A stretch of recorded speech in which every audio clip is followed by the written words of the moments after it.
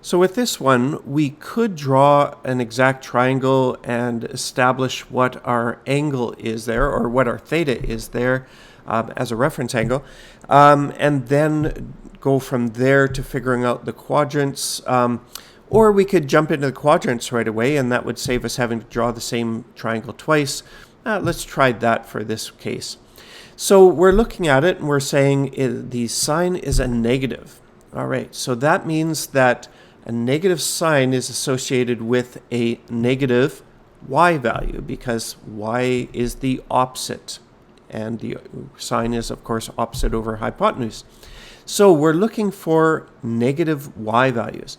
Well, that's always going to happen below the x-axis, so we know that we're talking about quadrant 3 and quadrant 4. So we'll draw our two triangles in there.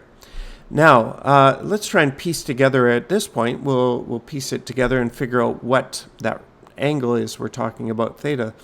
So the opposite is -1 over the hypotenuse is 2, and we can show that in both of these cases.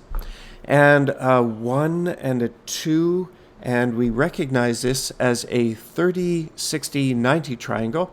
And we remember that those always have a 1, a 2, and a root 3 involved. So that must mean that this is a root 3 here. Okay, so now let's figure this out. So we can show our theta in there, and we can say, okay, what is the theta? Well, we know it's a 30, 60, 90. Well, the opposite to that theta is the smallest side. That is the 1. So that must mean it must be the smallest angle in there. So our theta in our diagram is 30 degrees.